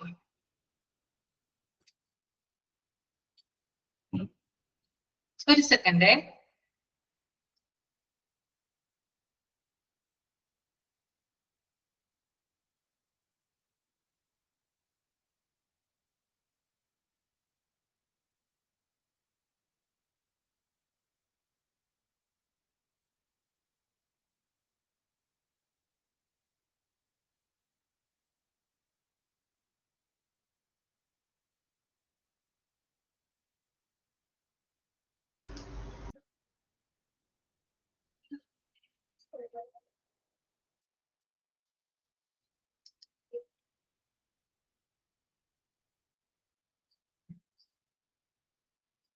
ഇനി 10ാമത്തെ point, use of the trade name of medicines by the doctors creates confusion to patients when different named medicines of the same genre are supplied to the patients. എന്താ പറയുന്നത് ഇതിനകത്ത്? ഇതിനെ കുറിച്ചാണ് വല്ല idea ഉണ്ടോ?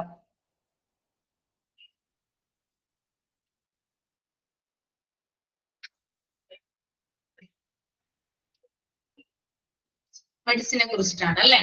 Okay.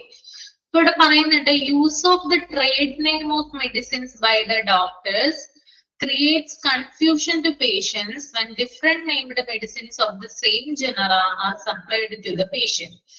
അതായത് trade നെയിമുകള്, മെഡിസിന്റെ trade നെയിമുകള് doctors ഉപയോഗിക്കുമ്പോൾ അത് പേഷ്യൻസിൽ കൺഫ്യൂഷൻ ക്രിയേറ്റ് ചെയ്യുന്നു. പലതരത്തിലുള്ള പല ട്രേഡ് നെയിമുകളിലുള്ള ഒരേ ജനസിലുള്ള മരുന്നുകൾ സപ്ലൈ ചെയ്യുമ്പോൾ അത് പേഷ്യൻസിൽ കൺഫ്യൂഷൻ ഉണ്ടാക്കുന്നു. ഓക്കെ, അപ്പോ ഒരേ ജനസിലുള്ള വിവിധ പേരുകളിലുള്ള മരുന്നുകൾ വിതരണം ചെയ്യുമ്പോൾ ഡോക്ടർമാർ മരുന്നുകളുടെ ട്രേഡ് നെയിമാണ് ഉപയോഗിക്കുന്നത്. ഇത് പേഷ്യൻസിൽ കൺഫ്യൂഷൻ ഉണ്ടാക്കുന്നു. അപ്പൊ നമുക്കൊന്ന് നോക്കാം എന്താണെന്ന്. നിങ്ങൾ ഫാർമ എന്ന് പറയുന്ന മൂവി കണ്ടോ? ഈ അടുത്തിറങ്ങിയ എത്ര പേര് കണ്ടു? ആരും കണ്ടില്ല? ആരും കണ്ടിട്ടില്ല ഈ ക്ലാസ്സിലെ? കണ്ടു? ആ, ഗംഗ കണ്ടു അല്ലേ? ഗംഗക്ക് എന്തെങ്കിലും മനസ്സിലായോ ഫാർമ കണ്ടിട്ട്? ഇഷ്ടപ്പെട്ടോ ഫാർമ?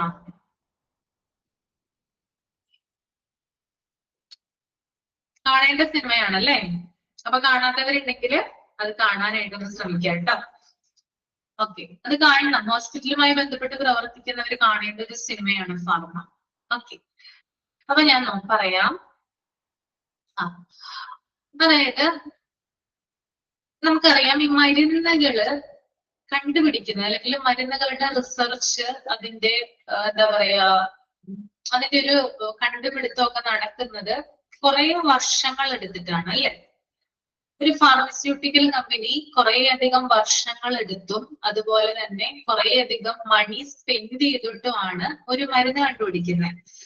അത് 10,000 ലക്ഷങ്ങളോ ഒന്നുമല്ല, കോടികളുടെയൊക്കെ ചെലവ് ഒരു മരുന്ന് കണ്ടുപിടിക്കുന്നതിന് വേണ്ടിയിട്ടുണ്ടാകും. മാത്രമല്ല അതില് ഉള്ള അതിനകത്ത് വേണ്ടിയിട്ട് വർക്ക് ചെയ്യുന്ന സ്റ്റാഫുകൾ, അവരുടെ എഫേർട്ട് ഒക്കെ വലുതാ. ഓക്കെ, അപ്പൊ കുറെ സമയം എന്തിനു സ്പെൻഡ് ചെയ്യണം? ഈ ഒരു മരുന്നിന് വേണ്ടിയിട്ട് സ്പെൻഡ് ചെയ്യണം എന്ന് വിചാരിക്കാം. അപ്പോ ഈ ഒരു മരുന്ന്, ഇപ്പോ ഫോർ എക്സാമ്പിൾ ഏതെങ്കിലും ഒരു മരുന്ന് ഒരു ഫാർമസ്യൂട്ടിക്കൽ കമ്പനി കണ്ടുപിടിച്ചു എന്ന് വിചാരിക്കാം.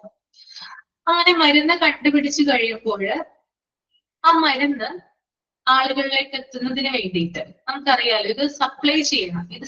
ഇത് വിറ്റ് കഴിഞ്ഞാലാണ് എന്ത് ചെയ്യുക? ഇവർക്ക് ഇതിന്റെ മുതൽ മുടക്ക് കിട്ടുള്ളൂ. കാരണം ഒരു 100 കോടി സ്പെൻഡ് ചെയ്തിട്ടാണ് ഒരു മരുന്ന് കണ്ടുപിടിച്ചെന്ന് വിചാരിക്കുക. ആ 100 കോടി കിട്ടണമെങ്കിൽ എന്ത് ചെയ്യണം ഇവര്? ആ മരുന്ന് വിൽക്കണ്ടേ? ആ മരുന്ന് വിറ്റ് കഴിഞ്ഞാലല്ലേ ഇവർക്ക് പൈസ കിട്ടുള്ളൂ. ആണോ? ആ, അതെ. അപ്പൊ ഈ മരുന്ന് കണ്ടുപിടിച്ചു കഴിഞ്ഞാൽ എന്ത് ചെയ്യും? ഇപ്പൊ നമ്മൾ ഇന്ത്യയിലാണ് താമസിക്കുന്നത് അല്ലെ? ഇന്ത്യയാണ്. അപ്പൊ ഇന്ത്യയിലെ ഒരു ഫാർമസ്യൂട്ടിക്കൽ കമ്പനി ഒരു മരുന്ന് കണ്ടുപിടിച്ചു എന്ന് വിചാരിക്കുക. അപ്പൊ എന്ത് ചെയ്യും ആ ഫാർമസ്യൂട്ടിക്കൽ കമ്പനി? ഇന്ത്യ ഗവൺമെന്റിനോട് പേറ്റന്റ് ആവശ്യപ്പെടും. ഈ പേറ്റന്റ് എന്തിനു വേണ്ടിയിട്ടാണ് എടുക്കുന്നത്? പേറ്റന്റ് കേട്ടിട്ടുണ്ടോ? പേറ്റന്റ് എന്തിനാ? കേട്ടിട്ടില്ല? ഓക്കെ, എന്നാ കേട്ടോളൂ. ഓക്കെ, ചിലർക്കൊക്കെ അറിയായിരിക്കും, എന്നാലും ഞാനൊന്ന് പറഞ്ഞു തരുന്നതാണ്. ഓണർഷിപ്പ്. ഓക്കെ, അതായത് ഒരു ഇന്ത്യയില് ഒരു ഫാർമസ്യൂട്ടിക്കൽ കമ്പനി ഒരു മരുന്ന് കണ്ടുപിടിച്ചു എന്ന് വിചാരിക്കുക. അപ്പൊ ഇന്ത്യ ഗവൺമെന്റിനോട് ഇവർ എന്ത് ചെയ്യും? പാറ്റന്റ് അവകാശപ്പെടും. ഈ പേറ്റന്റ് എന്തിനാണെന്ന് വെച്ചാല് ഈ ഫാർമസ്യൂട്ടിക്കൽ കമ്പനി നിർമ്മിച്ച മരുന്ന് ഈ ഫാർമസ്യൂട്ടിക്കൽ കമ്പനിക്ക് മാത്രമേ ഇന്ത്യയില് നിർമ്മിക്കാനും സപ്ലൈ ചെയ്യാനും അവകാശം ഉണ്ടാവുള്ളൂ. അതിനവര് കൈവശാവകാശം അഥവാ എന്ത് ചെയ്യാണ്? ഓണർഷിപ്പ് അല്ലെങ്കിൽ പേറ്റന്റ് മേടിക്കുകയാണ് ചെയ്യുന്നത്.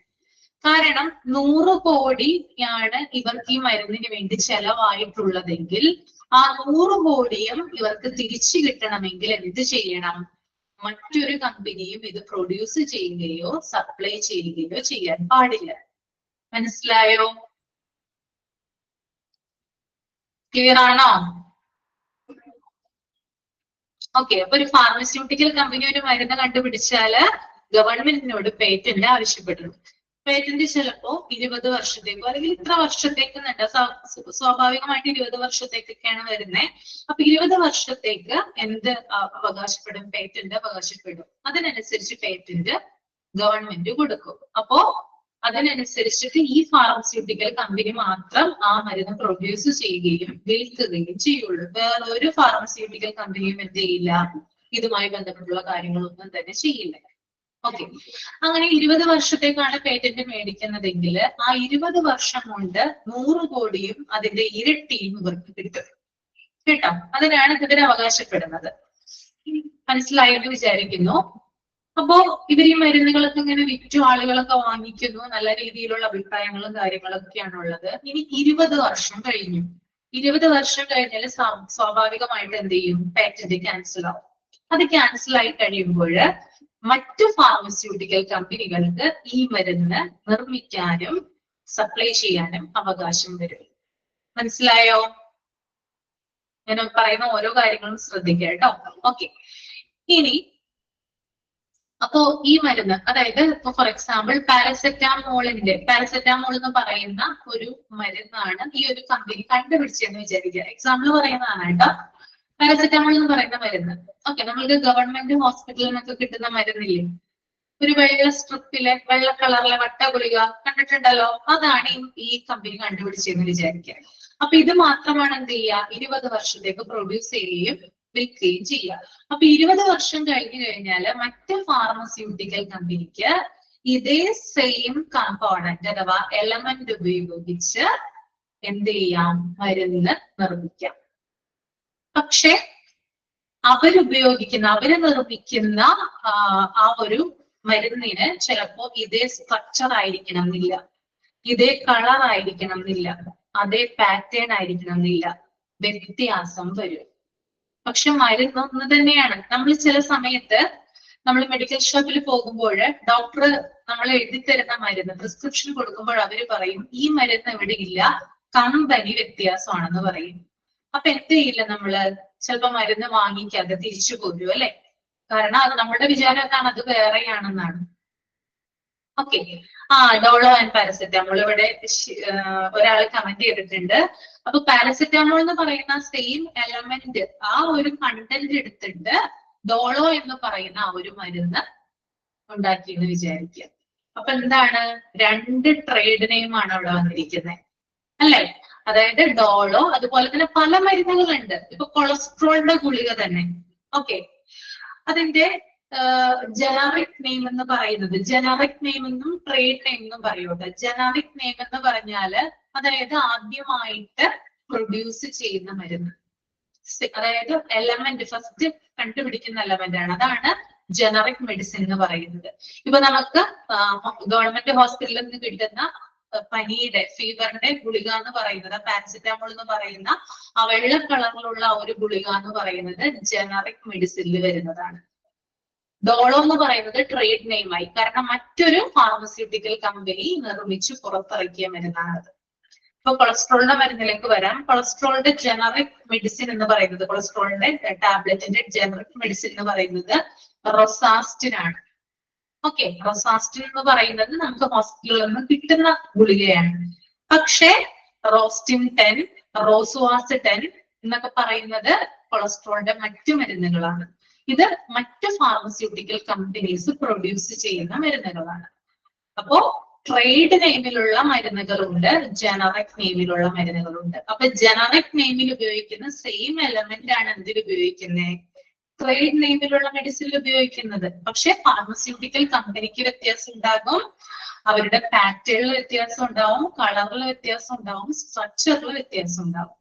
ഇല്ലേ? ഇപ്പൊ കുട്ടികൾക്ക് നമ്മൾ കൊടുക്കുന്ന മരുന്നുകളുണ്ട്, പനിയുടെ മരുന്നുകളുണ്ട്, ചുമയുടെ മരുന്നുകളുണ്ട്, ഇല്ലേ? നമ്മൾക്ക് ഗവൺമെന്റ് ഹോസ്പിറ്റലിൽ നിന്ന് കിട്ടുന്ന ചുമയുടെ മരുന്നും നമ്മള് മെഡിക്കൽ ഷോപ്പിൽ പോയിട്ട് ഒരു ഫാർമസ്യൂട്ടിക്കൽ കമ്പനിയുടെ ഒരു ചുമയുടെ മരുന്ന് വാങ്ങിച്ചു കഴിഞ്ഞാല് കൂടുതൽ കുട്ടികൾക്കൊക്കെ ഇഷ്ടമാവുക ഫാർമസ്യൂട്ടിക്കൽ കമ്പനിയുടെ മരുന്നായിരിക്കും അല്ലേ? കാരണം ഫ്ലേവർ വ്യത്യാസമുണ്ട്, കളർ വ്യത്യാസമുണ്ട്, ഇല്ലേ? കുറേയധികം കുട്ടികളെ ആകർഷിക്കുന്ന രീതിയിലുള്ള പാറ്റേണിലൊക്കെ ഉള്ള മരുന്നുകളുണ്ട്. ഓക്കെ, അപ്പൊ ഇതിനെയാണ് ട്രേഡ് നെയിമിലുള്ള മരുന്നുകൾ എന്ന് പറയുന്നത് കേട്ടോ. ഓക്കെ, അപ്പൊ ഇതിനകത്തൊക്കെ എന്താണ് എലമെന്റ് സെയിം. അപ്പൊ മെഡിക്കൽ ഷോപ്പിലെ ആ ഒരു സ്റ്റാഫ് നമ്മളോട് പറയുന്നത് കമ്പനി വ്യത്യാസമാണ്, പക്ഷെ സെയിം മരുന്നാണെന്ന് പറയുന്നത് ഇതുകൊണ്ടാണ്. മനസ്സിലായോ? ക്ലിയർ ആണോ? ഓക്കെ ഓക്കെ, അപ്പോ ഈ ഒരു കാര്യം, അതായത് ഇപ്പൊ പേഷ്യൻസിൽ കൺഫ്യൂഷൻ ഉണ്ടാക്കുന്നു എന്ന് പറഞ്ഞല്ലേ, ഈ ഡോക്ടേഴ്സ് എന്ത് ചെയ്യാറുണ്ട്, പ്രിസ്ക്രിപ്ഷനിൽ ചില മരുന്നുകൾ മാത്രം സ്പെസിഫൈ ചെയ്ത് എഴുതാറുണ്ട്. അതായത് ഇന്ന കമ്പനിയുടെ മരുന്നുകളുടെ പേരാണ് ചില ഡോക്ടേഴ്സ് എഴുതാറ്. ഓക്കെ, അപ്പൊ അത് വിൽക്കുന്ന ചില മെഡിക്കൽ ഷോപ്പുകൾ ഉണ്ടാവും. അതിനടുത്തുള്ള ഡോക്ടർക്ക് ഇപ്പൊ വീട്ടിലൊക്കെ ഇരുന്ന് കൺസൾട്ട് ചെയ്യുന്ന ഡോക്ടേഴ്സ് ഒക്കെ ആണെങ്കിൽ ആ വീടിനോട് ചേർന്ന് മെഡിക്കൽ ഷോപ്പുകൾ ഉണ്ടാകും, ഇല്ലേ? മെഡിക്കൽ ഷോപ്സ് ഉണ്ടാകും. അപ്പൊ ഈ ഡോക്ടേഴ്സ് എഴുതുന്ന മരുന്ന് നിർബന്ധമായും ആ മെഡിക്കൽ ഷോപ്പിൽ ഉണ്ടാവും. പക്ഷെ കുറച്ച് നീങ്ങിയാണ് തൊട്ടടുത്തുള്ള മെഡിക്കൽ ഷോപ്പിൽ ആ മരുന്ന് ഉണ്ടാവില്ല. കമ്പനി വ്യത്യാസം എന്ന് പറയും. അതെന്തുകൊണ്ടാ? എന്തുകൊണ്ടാ അങ്ങനെ പറയുന്നേ?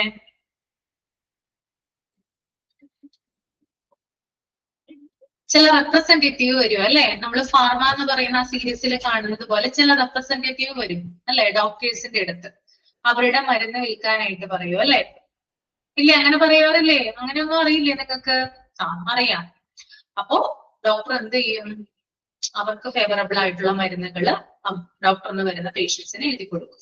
അങ്ങനെയാണ് നമുക്ക് ആ മരുന്നുകൾ ആ മെഡിക്കൽ ഷോപ്പിൽ നിന്ന് കിട്ടുന്നത്. ഇപ്പൊ മെഡിക്കൽ ഷോപ്പുകാരുമായിട്ടും ടൈപ്പ് ഉണ്ടാകും. മെഡിക്കൽ ഷോപ്പില് ചില ഇതുപോലെയുള്ള ആളുകൾ അവിടെയും ചെല്ലും, ആ മരുന്ന് അവിടെ സപ്ലൈ ചെയ്യും.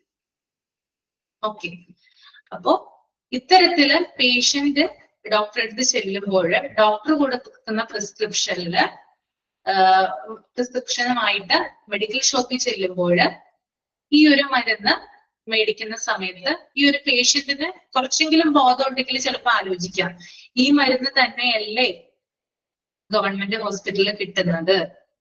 ഓക്കെ, അപ്പോ ചില ആളുകൾക്ക് ഇതിൽ കൺഫ്യൂഷൻ ഉണ്ടാകും. ഓക്കെ, അതായത് ഒരേ തരം മരുന്നുകൾ തന്നെ പല ട്രേഡ് നെയിമുകളിലായിട്ട് അറിയപ്പെടുന്നു. ഇപ്പൊ കൊളസ്ട്രോളിന്റെ മരുന്ന് തന്നെ റൊസാസ്റ്റിൻ ഉണ്ട്, റോസ്റ്റിൻ ഉണ്ട്, റോസുവാസ് ഉണ്ട്.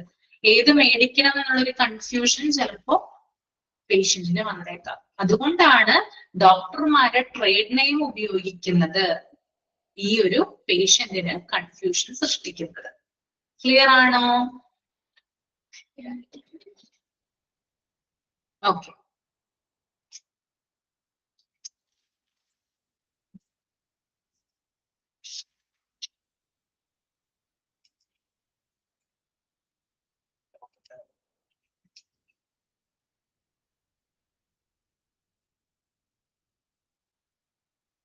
ആ കണ്ടന്റ് സെയിം ആണ് കേട്ടോ. മരുന്നിന്റെ കണ്ടന്റ് സെയിമാ, അതിനകത്തൊരു വ്യത്യാസവും ഇല്ല. കണ്ടന്റ് സെയിമാ, പക്ഷെ നെയിമില് വ്യത്യാസം ഉണ്ടാവും. അതിന്റെ പാറ്റേൺ, സ്ട്രക്ചർ, ഫ്ലേവർ, അതിനകത്തൊക്കെ വ്യത്യാസം വരാം.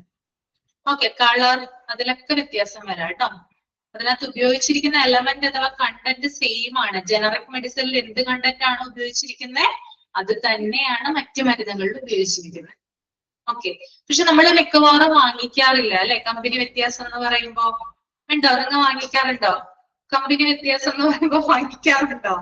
ഇല്ല, പല ആളുകൾ, ഞാൻ വാങ്ങിക്കാറില്ല കേട്ടോ കമ്പനി വ്യത്യാസം എന്ന് പറയുമ്പോ. എന്താ, പേടിയാണ് ഇനി അത് ഭരിച്ചില്ലെങ്കിലോ എന്ന് പറഞ്ഞിട്ട് ഡോക്ടർ എഴുതി തരുന്ന മരുന്ന്. അപ്പൊ എന്നെ പോലെ ചിന്തിക്കുന്ന ആളുകൾ പലരും ഉണ്ടാകും.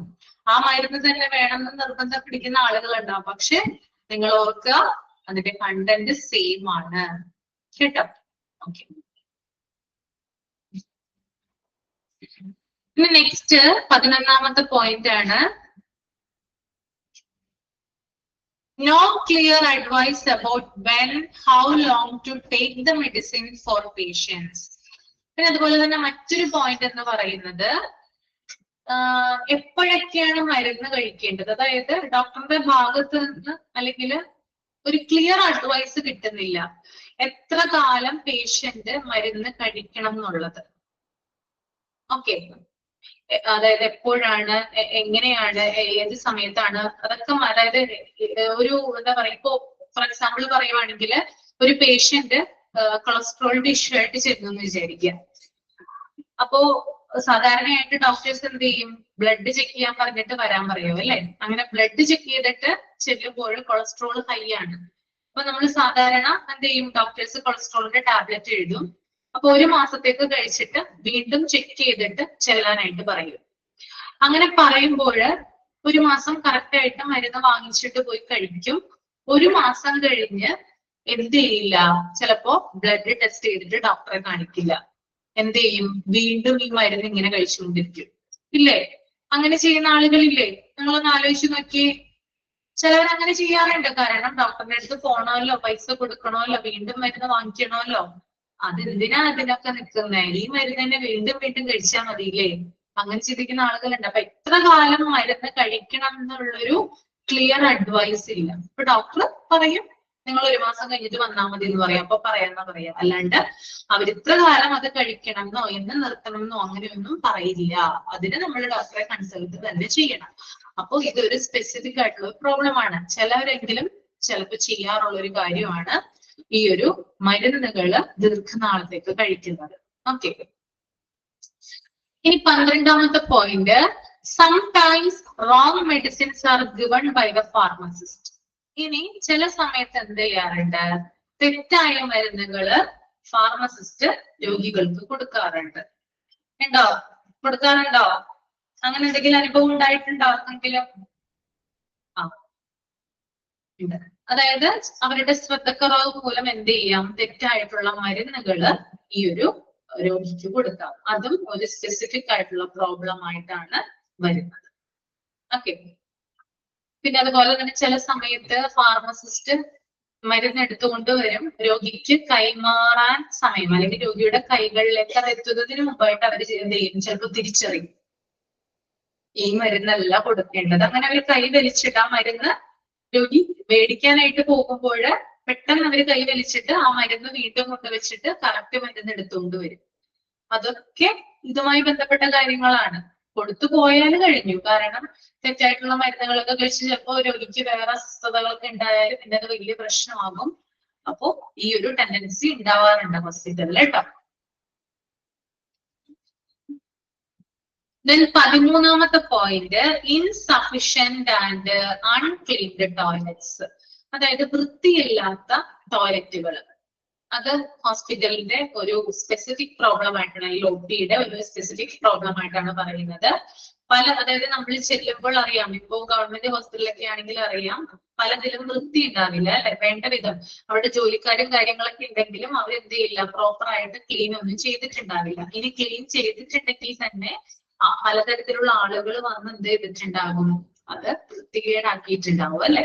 അപ്പോ ആ ഒരു പ്രോബ്ലം എവിടെ കാണാറുണ്ട്, OPD കാണാറുണ്ട്. ഓക്കെ, ക്ലിയർ അല്ലേ? അപ്പൊ നമുക്ക് ഇന്ന് ഇവിടം വരെ എടുത്താൽ മതി. ഇനി നിങ്ങൾക്ക് എന്തെങ്കിലും ഡൗട്ട് ഉണ്ടെങ്കിൽ ചോദിക്കാവുന്നതാണ് കേട്ടോ. ഞാൻ മൈക്ക് ഓൺ ചെയ്യാം.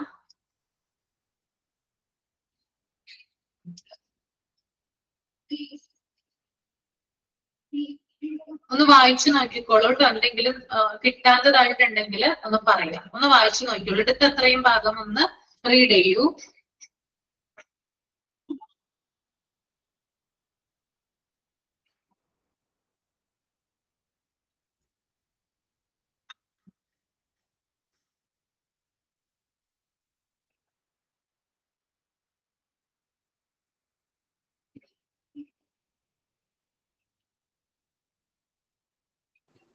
Fragmentation of care എന്ന് വെച്ചാൽ എന്താ? ഫ്രാഗ്മെന്റേഷൻ ഓഫ് കെയർ ആണ്. അതായത് പരിചരണത്തിൽ കുറവാണ് കേട്ടോ. കെയർ കൊടുക്കാതിരിക്കുക പേഷ്യൻസിന്. വേണ്ട രീതിയിൽ കെയർ നൽകാതിരിക്കുക. പേഷ്യൻസ് വരുമ്പോൾ അവർക്ക് പരിചരണം കൊടുക്കാതിരിക്കുക കേട്ടോ. അവരെ നോക്കാതിരിക്കുക. ഇതാണ് ഫ്രാഗ്മെന്റേഷൻ ഓഫ് കെയർ കേട്ടോ. ഞാൻ മൈക്ക് ഓൺ ചെയ്തിട്ടുണ്ട്. ചോദിക്കേണ്ടവർക്ക് ചോദിക്കാം.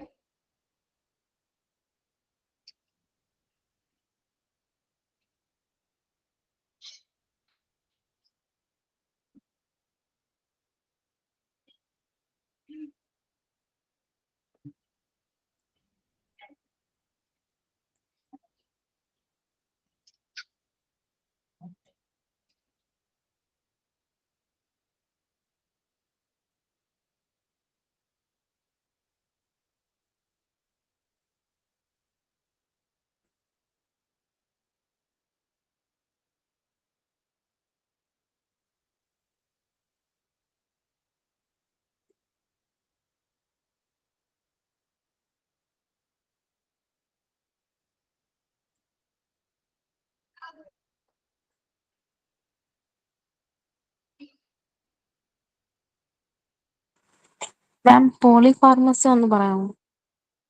പോളിഫാർമസി എന്ന് പറഞ്ഞാൽ ഒരു രോഗി തന്നെ ഒന്നിലധികം രോഗങ്ങൾക്ക് മരുന്ന് കഴിക്കുന്നതാണ് കേട്ടോ. പലതരത്തിലുള്ള മരുന്നുകൾ കഴിക്കുന്നത്. അത് രോഗിയിലും അതുപോലെ തന്നെ ഫാർമസിസ്റ്റിനൊക്കെ കൺഫ്യൂഷൻ ഉണ്ടാക്കും. ഇത് എങ്ങനെയാണ് കഴിക്കേണ്ടത്, ഇത് ആ മരുന്ന് കഴിക്കുമ്പോൾ ഈ മരുന്ന് കഴിക്കാമോ, അങ്ങനെയുള്ള പലതരത്തിലുള്ള കൺഫ്യൂഷൻസ് ഉണ്ടാക്കാനായിട്ട് ഇടയുണ്ട്. അതൊരു സ്പെസിഫിക് പ്രോബ്ലം ആണ് കേട്ടോ. ഒരു രോഗി തന്നെ ഒന്നിലധികം രോഗങ്ങൾക്ക് മരുന്ന് കഴിക്കുന്നതിനെയാണ് പോളിഫാർമസി എന്ന് പറയുന്നത്.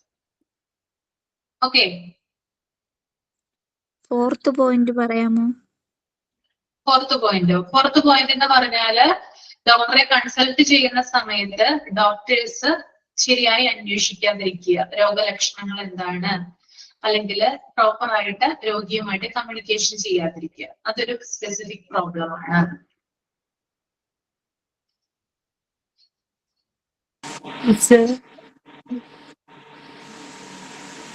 സെയിം കണ്ടന്റ് പല പല കമ്പനിയുടെ മരുന്നാന്ന് പറഞ്ഞില്ലായിരുന്നോ? പക്ഷെ ഓരോ ഗുളികക്കും ഓരോ ഡോസ് അല്ലേ ഇരിക്കും പല പല കമ്പനിയുടെ ആകുമ്പോ. സെയിം എലമെന്റ് ആണ്, ഒരേ എഫക്റ്റ് ആണ് ഉണ്ടാവുക. സെയിം എലമെന്റ് ആണ് ഏത് മരുന്നായാലും കേട്ടോ. അത് പല സ്ട്രക്ചറിലും പാറ്റേണിലും കളറിലും കിട്ടുന്നതുകൊണ്ടാണ് നമുക്ക് സംശയം വരുന്നത്. ഡോക്ടർ എഴുതുന്ന മരുന്ന് എല്ലാം പഠിക്കണോ? ഈ പോയിന്റ് വായിച്ചു നോക്കണം കേട്ടോ. നിങ്ങൾക്ക് മനസ്സിലാക്കാനുള്ളതാണ്, നിങ്ങൾ അറിഞ്ഞിരിക്കേണ്ട കാര്യങ്ങളാണ് ഇതൊക്കെ. ഹോസ്പിറ്റലിൽ വർക്ക് ചെയ്യുന്ന സമയത്ത് ഇതൊക്കെ അറിയാത്ത പോയാൽ എങ്ങനെ ഉണ്ടാവും? ഇതിനകത്ത് എക്സാമിന് ക്വസ്റ്റ്യൻസ് ഒക്കെ ഇപ്പൊ എങ്ങനെയായിട്ട് വന്നു? പോയിന്റ് വൈസ് അല്ലേ? പോയിന്റ് വൈസ് ആയിട്ടുള്ള ക്വസ്റ്റ്യൻസ് എക്സാമിന് എങ്ങനെയായിരുന്നു ക്വസ്റ്റ്യൻ ഉണ്ടാവും.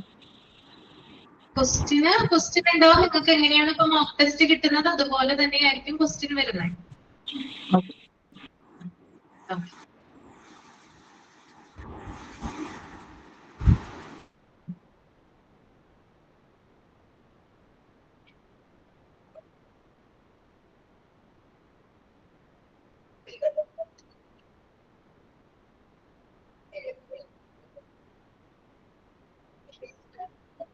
ഇനി എന്തെങ്കിലും ഡൗട്ട് ഉണ്ടോ? No ma'am. അപ്പൊ നന്നായിട്ട് വായിച്ചു നോക്കാം കേട്ടോ. Hello ma'am, 1 second. ഞാനൊരു ക്വസ്റ്റ്യൻ ചോദിച്ചോട്ടെ? ഒരു സംശയമാണ്. ഇപ്പൊ നമ്മൾ fourth point interruption of consultation പറയുന്നുണ്ട്. കേൾക്കുന്നുണ്ടോ? അപ്പൊ നമ്മള് ആ സമയത്ത് ഇപ്പൊ നമ്മൾ രോഗി കൺസൾട്ടന്റ് ചെയ്തുകൊണ്ടിരിക്കുന്ന സമയത്ത് ഡോക്ടർക്ക് പെട്ടെന്ന് എമർജൻസി ഒക്കെ വന്ന് എണീറ്റ് പോകൂലേ? സ്പെഷ്യലൈസ് പറയുകയാണെങ്കിൽ ഇപ്പൊ ഗൈനക്കോളജിയോ അല്ലെങ്കിൽ വേറെ എന്തെങ്കിലും ഓപ്പറേഷൻ കഴിഞ്ഞ ഒരു പേഷ്യന്റ് എന്തെങ്കിലും എമർജൻസി വന്നിട്ടൊക്കെ എഴുന്നേറ്റ് പോകൂലേ? അപ്പൊ ഇപ്പൊ ലോങ് ക്യൂ ഡോക്ടറെ കാണാൻ കൺസൾട്ടേഷന് വേണ്ടി നിൽക്കുന്നുണ്ടാവും. അപ്പൊ അതൊരു സ്പെസിഫിക് പ്രോബ്ലം ആയിട്ട് വരില്ലല്ലോ? അതൊരു സ്പെസിഫിക് പ്രോബ്ലം ആണോ? ഇല്ല. എന്തിനാണ് നമ്മളിങ്ങനെ ആവശ്യമില്ലാതെ ചിന്തിച്ചു കൂട്ടുന്നത്? എന്താ പേര്? നെജുവ. ആവശ്യത്തിന് മാത്രം ചിന്തിച്ചാൽ മതി കേട്ടോ. നമുക്ക് പഠിക്കാനുള്ള എനിക്ക് അങ്ങനെ ഒരു എക്സ്പീരിയൻസ് ഉണ്ടായിട്ടുള്ളത് കൊണ്ടാണ്. എവിടെയാ വർക്ക് ചെയ്യുന്നത്? ഞാൻ വർക്ക് ചെയ്യുന്നില്ല. വർക്ക് ചെയ്തിട്ടുണ്ടോ ഹോസ്പിറ്റലില്? ഇല്ല, പോയിട്ടുണ്ട്. ഒരുപാട് ഹോസ്പിറ്റലിൽ ഇപ്പോഴും പോയിട്ടുണ്ട്. സംശയം വരുന്നത് വേറൊന്നുമല്ല. പല പല ഹോസ്പിറ്റലുകളില് പല ഡിപ്പാർട്ട്മെന്റില് നമ്മൾ പോയിട്ടുണ്ട്. അതായത് ഇതിനു വേണ്ടി കൺസൾട്ടേഷന് വേണ്ടിയിട്ടൊക്കെയാണ്. അപ്പൊ നമ്മള് അവിടെ ഇങ്ങനെ കണ്ട ഓരോ കാഴ്ചകൾ വെച്ചിട്ട് എക്സ്പീരിയൻസ് വെച്ചിട്ട് ചോദിച്ചതേ ഉള്ളൂ കേട്ടോ. അങ്ങനെ പ്രശ്നങ്ങൾ വന്നിട്ട് ഇല്ല, അത് ചോദിക്കാം. നിങ്ങൾക്ക് സംശയമുള്ള കാര്യങ്ങളും ചോദിക്കാം. അത് പറഞ്ഞു തരാനല്ലേ ഞങ്ങൾ ഇവിടെ ഇരിക്കുന്നത്. നമ്മൾ ആവശ്യത്തിന് കൂടുതൽ കടന്ന് ചിന്തിക്കേണ്ട കാര്യമില്ല. ഇപ്പൊ നമുക്കറിയാം. ഇപ്പൊ പേരെന്തായിരുന്നു? ES ഗാലറിയിൽ നിന്നാണ് കിടക്കുന്നത്. പേരെന്തായിരുന്നു? പേര് നെജുവ. നെജുവ എക്സ്പീരിയൻസ്ഡ് ആയിട്ടുള്ള ആളാണ്. അപ്പൊ നമ്മൾ ഇതിൽ പറയുന്നതിലും കൂടുതൽ കാര്യങ്ങള് നെജുവക്ക് അറിയാമായിരിക്കും. നമ്മൾ ഇതിന്റെ കുറച്ച് പാർട്ട് മാത്രമാണ് നോക്കുന്നത്. അപ്പൊ എക്സ്പീരിയൻസ്ഡ് ആയിട്ടുള്ള കാര്യങ്ങൾ പലതും ഉണ്ടാവും. ഇപ്പൊ ഇതിനകത്ത് ഈ ഒരു കോഴ്സ് കഴിഞ്ഞ് ഇറങ്ങി ജോലി ചെയ്യുന്ന ആളുകൾക്ക് അതുമായിട്ട് ബന്ധപ്പെട്ട എക്സ്പീരിയൻസ് ലഭിച്ചാലാണ് ഇതിലും കൂടുതൽ ഇനി അറിവുണ്ടാവുക. അപ്പൊ നമ്മളിപ്പോ എന്തൊക്കെ കാര്യങ്ങളാണ് നമ്മൾ ഹോസ്പിറ്റലിൽ ചേരുമ്പോൾ അല്ലെങ്കിൽ അവിടെ ജോലി ചെയ്യുമ്പോൾ ശ്രദ്ധിക്കേണ്ടത്, എന്തൊക്കെ കാര്യങ്ങളാണ് നമ്മൾ പഠിക്കേണ്ടതെന്നാണ് നമ്മൾ ഈ PDF പറയുന്നത്. അധികമായിട്ട് നമ്മൾ കടന്ന് ചിന്തിക്കേണ്ട ആവശ്യമില്ല കേട്ടോ.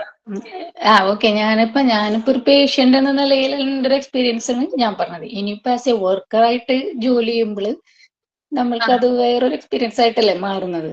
ഈ ഒരു പറഞ്ഞതുപോലെ തന്നെ ഇപ്പൊ ക്യൂവില് നിൽക്കുന്ന സമയത്ത് എമർജൻസി ആയിട്ട് ഒരു പേഷ്യന്റ് വന്നു, ഡോക്ടർ എഴുന്നേറ്റ് പോയെന്ന് വിചാരിക്കുക. ആ ഡോക്ടർ എഴുന്നേറ്റ് പോകുന്നത് എന്തുകൊണ്ടാ? അവിടെ മറ്റു ഡോക്ടേഴ്സ് ഇല്ലാത്തതുകൊണ്ടാ അങ്ങനെ എനിക്ക് പോകേണ്ടി വരുന്നത്. ശരിയല്ലേ? പ്രധാനമായിട്ടും കാഷ്വാലിറ്റിയിൽ ചിലപ്പോൾ ഒരു ഡോക്ടർ ഉണ്ടാകും അതുമായി ബന്ധപ്പെട്ടിട്ട്. ആ ഡോക്ടർ ഇല്ലാത്തതുകൊണ്ടായിരിക്കാം മൊബൈലുള്ള ഡോക്ടർക്ക് എഴുന്നേറ്റ് പോകേണ്ടി വരിക. അല്ലെങ്കിൽ ചിലപ്പോ ആ ഡോക്ടറിന്റെ തന്നെ ആവശ്യം ആ പേഷ്യന്റിന് ഉണ്ടാകാം. അപ്പൊ അത് നമുക്കൊരു സ്പെസിഫിക് പ്രോബ്ലം ആയിട്ടൊന്നും പറയാൻ പറ്റില്ല. കാരണം എപ്പോഴും പ്രയോറിറ്റി ഹോസ്പിറ്റലിൽ കൊടുക്കുന്നത് എമർജൻസി പേഷ്യൻസിന് തന്നെയാണ്.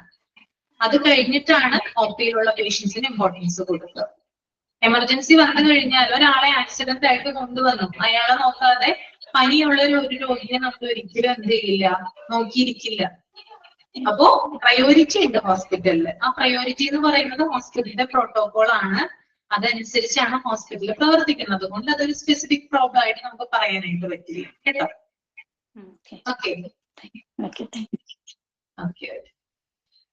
ഓക്കെ. ഇപ്പൊ ഇനി വേറെ എന്തെങ്കിലും ഡൗട്ട് ഉണ്ടോ? നിങ്ങളിപ്പോ തുടങ്ങിയിട്ടല്ലേ ഉള്ളൂ. കുറെ കാര്യങ്ങൾ നമ്മൾ പറയാനുണ്ട് ഇനിയും ഹോസ്പിറ്റലുമായി ബന്ധപ്പെട്ട്. അപ്പൊ നിങ്ങൾക്ക് എന്തെങ്കിലും ഡൗട്ടുകളും കാര്യങ്ങളൊക്കെ ഉണ്ടെങ്കിൽ തുടർന്നുള്ള ചാപ്റ്ററിൽ നിങ്ങൾക്ക് അതിന്റെ ക്ലാരിഫിക്കേഷൻ ലഭിക്കുന്നതാണ്. ഓക്കെ. ഇപ്പൊ നമ്മൾ ഈ മാസമല്ലേ തുടങ്ങിയിട്ടുള്ളൂ. ഈ മാസമല്ല, കഴിഞ്ഞ മാസം തോന്നുന്നല്ലേ? എപ്പോഴാണ് സ്റ്റാർട്ട് ചെയ്തത് ബാച്ച്? ഡിസംബർ അല്ലേ? അപ്പൊ നിങ്ങൾ കുറച്ച് കഴിയുമ്പോൾ നിങ്ങൾ ഇതിൽ തറവാവും. നമുക്ക് ഇതിനകത്ത് ബേസ് ലെവലും അതുപോലെ അഡ്വാൻസ് ലെവലിലൊക്കെ ഇതിനകത്ത് കിട്ടും കേട്ടോ. ഓക്കെ. അപ്പൊ വൈൻഡപ്പ് ചെയ്യട്ടെ. Thank you ma'am. Okay. Thank you. Thank you ma'am. Thank you. Thank you ma'am. Thank you.